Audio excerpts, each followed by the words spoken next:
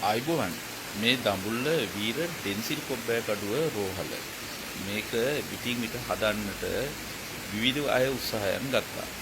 පසුගිය නොවැම්බර් මාසයේ මධ්‍යම පළාත් ආණ්ඩුකාරතුමා මේක බලන්න ඇවිල්ලා වයින් හැටි මිනිස්සු දුක් හැටි පෙන්නපුවාම එතුමා මේක කඩිනමින් හදන්න කියලා කියනවා වගේ වුණා.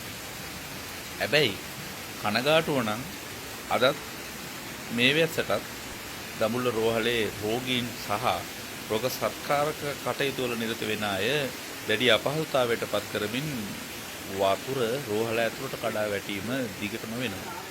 ලෙඩු බෙහෙත් ගන්න යන්නේ ලෙඩට මිසක්කා සෙම අමාරුව ආදී වූ වෙනත් රෝගාබාධ හදාගෙන ඉන්න නෙවෙයි. බලධාරීන් නම් බහුතරයේ ඉන්නවා. බලය දැරීම පමණක් නොව නිසි ආකාරයට ඉටු කිරීමද වුන් සිද්ධ කළ යුතුයි.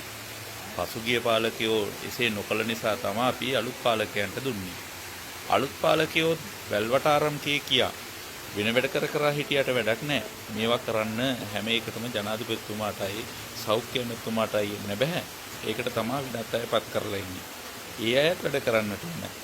මේ මධ්‍යම පළාත් සෞඛ්‍ය බලධාරීන්ගේ හා මාතලේ දිස්ත්‍රික් සෞඛ්‍ය බලධාරීන්ගේ අවධානය සඳහාත් දඹුල්ල පුනරුද කණ්ඩායම එදා දඹුල්ල රෝහල නිරීක්ෂණය කරන ආණ්ඩුකාරතුමාට කිව්වා සර් අපි ඕවා කරන්න දාලා තමයි ඉන්නේ කියලා. ආණ්ඩුකාරතුමාව එදා ඇඳුවාට මෙදා නම් අඳන්නට වෙන්නේ නැහැ. ජීවිතය හැමදේම අනියතයි. මේවා පෙන්නලා බලයට ආපු අය මේවා නැවත නැවත පෙන්නනකොට දුක හිතේවි.